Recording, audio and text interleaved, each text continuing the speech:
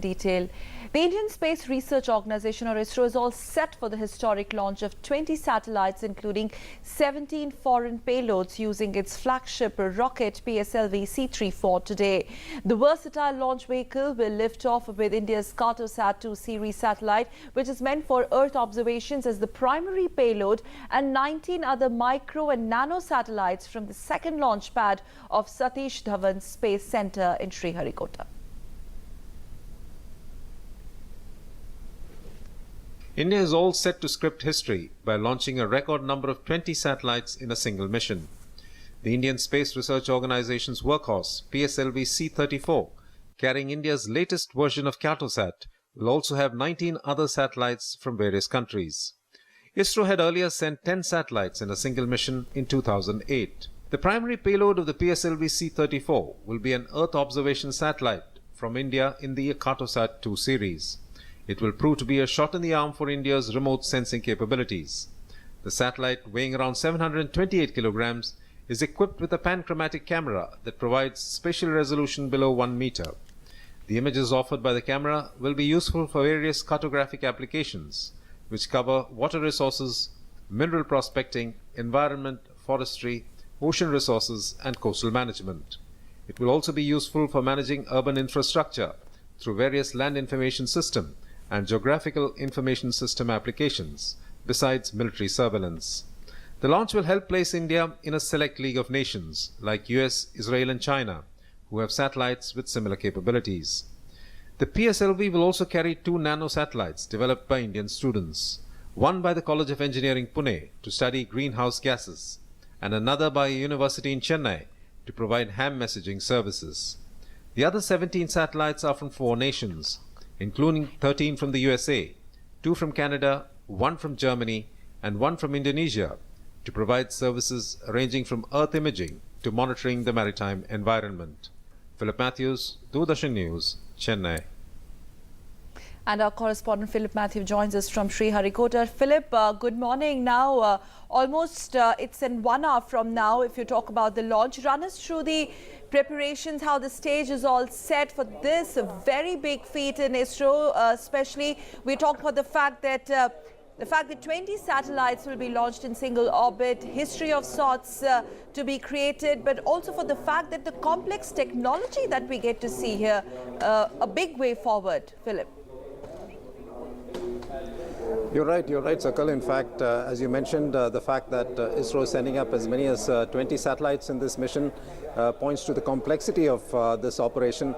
ISRO, of course, has sent up a number of satellites on a single rocket in the past. The last, of course, was 10 satellites. So this, as far as ISRO is concerned, is a new record.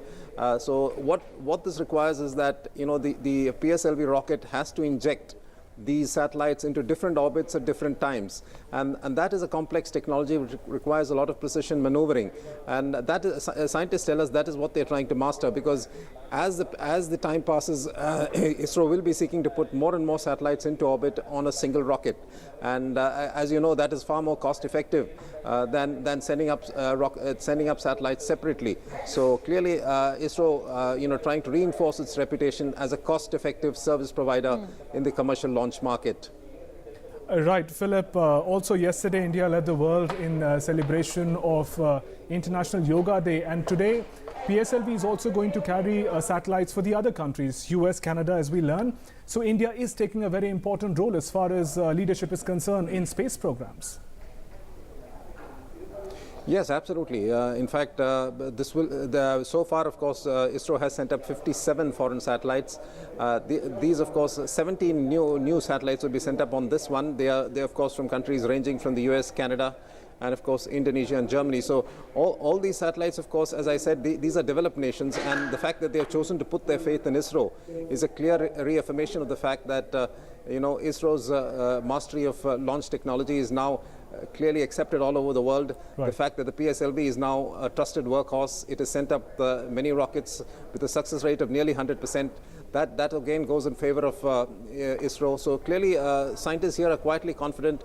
They are trying out a number of technologies, as I mentioned, in this mission. The most primary one being, of course, to ensure that they can inject satellites into different orbits at the same time on a single rocket. They are hoping to master that this time and then carry that forward from here. Don't forget, in the last mission, a dummy reusable launch vehicle was launched atop a PSLV rocket. Now, this is another experimental step which is being carried out. So ISRO clearly experimenting on a variety of fronts to ensure that, it ensures that India stays abreast of the latest in-space technology. Right, and also for the fact that this only reinforces ISRO's international reputation, which is actually moving from strength to strength. Philip, just to wrap up this part of the discussion here, in terms of the uses that this is going to be put in further, especially when we talk about remote sensing capabilities, for a common man to really understand what does this really mean, the usage part of this?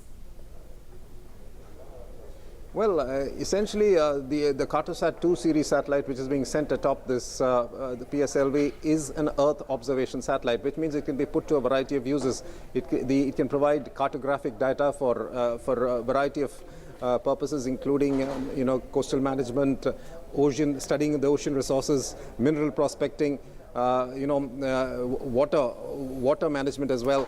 All these things are important factors as far as the quality of life is concerned, and this will go a long way in helping the authorities to ensure that they're able to tap into the latest technology to improve the quality of life of people, not just in the urban environment. For example, it could be used to map urban infrastructure and ensure planned development. So these are areas that the government will be looking at.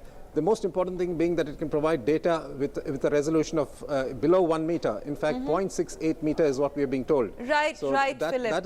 That is something of a magnitude that will clearly be on par with the best in the world. We will, of course, be keeping track of this big story, and we'll be getting back to you later as well. Thank you very much as of now, Philip Matthew, for joining us from Sriharikota.